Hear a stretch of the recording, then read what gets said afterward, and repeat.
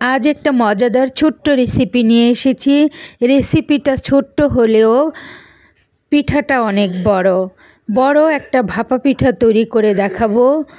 এই তো এখানে আমি চালের গুঁড়া, লবণ আর কুসুম গরমের চেয়ে একটু বেশি গরম পানি দিয়ে ভালোভাবে ঝুরঝুরে করে মেখে নিয়েছি। এই তো চালার পর এরকম হয়েছে। নিয়েছি কুড়া নারিকেল, একটা নারিকেল এখানে আমি কুড়িয়ে নিয়েছি দানাদার গুড়।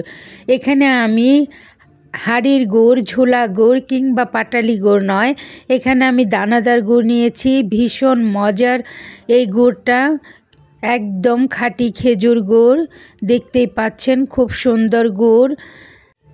নিয়েছি একটা রাইস কুকারের স্টেনার, উপরে যে সিদ্ধ করার জন্য জালি জালি করা থাকে ওটা নিয়ে একটা নেট পরিষ্কার করে ধুয়ে বিছিয়ে নিয়েছি।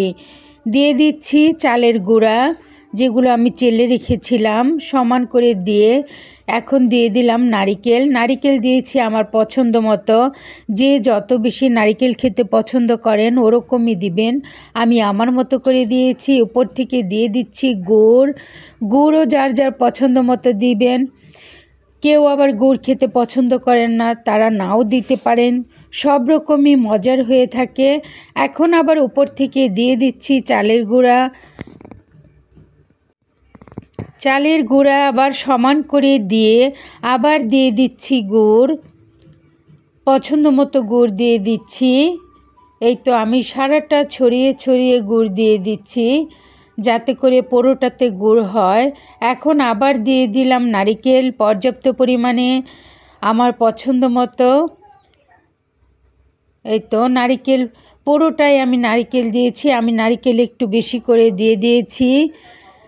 একটু বেশি নারিকেল দিলে আমার কাছে মজা হয়।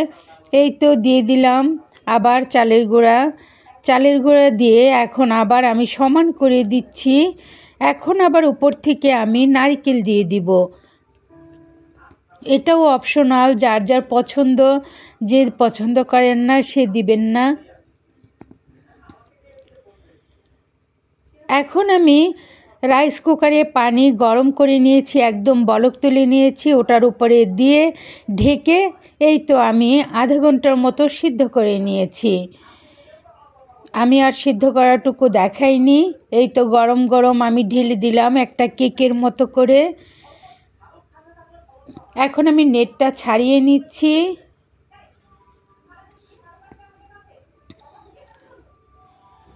গরম ছাড়িয়ে নেওয়ার সময় টান লেগে একটু করে ছিঁড়ে গেছে।